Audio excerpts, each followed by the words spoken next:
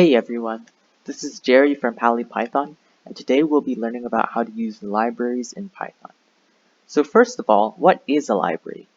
Well, a library is an external module you can import into your own programs to use the utilities and functions that the library is programmed to support. So this is useful when you don't want to program something yourself and instead use a third-party or built-in library that provides the function for you. So let's just jump straight into an example. One such library that's very useful in Python is the math library, which is already built in, so you don't need to install it. And the math library provides lots of math utilities for you to use. So to include it in our program, we could use the import statement, and it's very simple, just like this. We can import math, and this will automatically include math in our program, and we could use all the functions built into it. So we could print out math.square-root-5. So this calls a function which is a property of math. It's just a function that math is defined, square root, which takes the square root of number, pretty straightforward. And you could see when we run this, it'll just print out the square root of 5 as a decimal. So this is useful because you don't have to code the square root function yourself, and it wouldn't exist in normal Python. So the math library lets us have utilities like this. We could even use more methods such as floor. So we could floor 5.5, which is the largest integer less than or equal to the input. And we could also print factorial, let's say factorial of 11.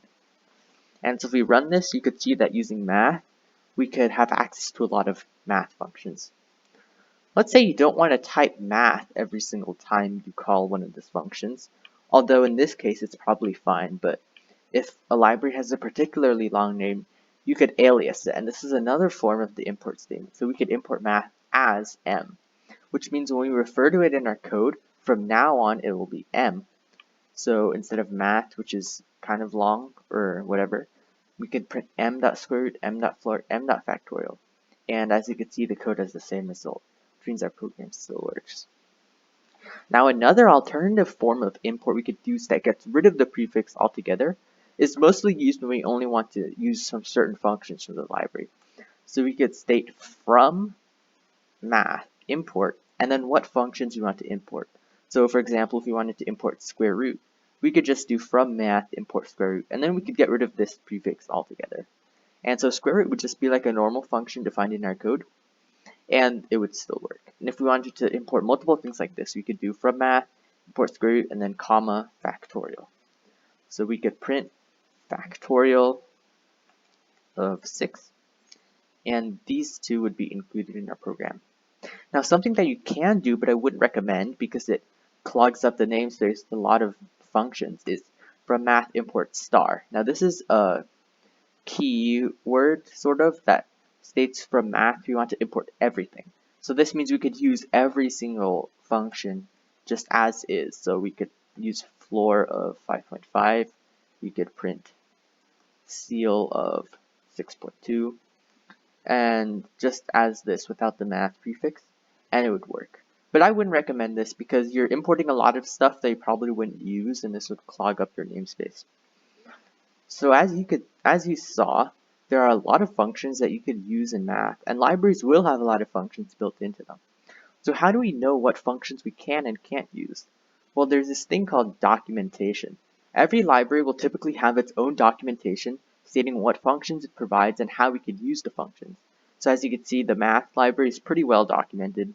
We have math.ceil, math.com, and this is just a giant list of all the functions you can use. So when using a library, you probably want to look at the documentation to see what it does before using it in your programs. This is just a cool reference that you could have, and it will exist for every library, although not necessarily on the official Python website. So let's look at another library that we could use in Python, and this is the random library. It provides a lot of utilities to generate random numbers in Python, such as random.choice, random.shuffle, and also random.randint, which lets us choose a random number. So we could just use this by importing random as such, import random, and then we could use all of the functions in the random library. So one such function is random.shuffle, which reorders a list. This can be useful if you're making something like a card game and you want to shuffle the deck. So let's say my list equals 1, 2, 3, 4, 5. We could do random.shuffle my list. This will shuffle the list, and then we could print out the list. And this program will just randomly shuffle this list in a random order every single time we run it differently. This could be a useful function, and another such function is random.randint. And you could use this to pick a random number between two given numbers. So let's say 2 and 99. This will, like shuffle, print out a different result every time we run it because it's randomly generated. So you could look at the documentation on how you want to use this library, just like any other library. And depending on what you're doing, this could be very useful for your program, as you don't need to program random number generation yourself. So that's pretty much it for libraries. I hope you learned something, and remember, you could check out the source code in the description.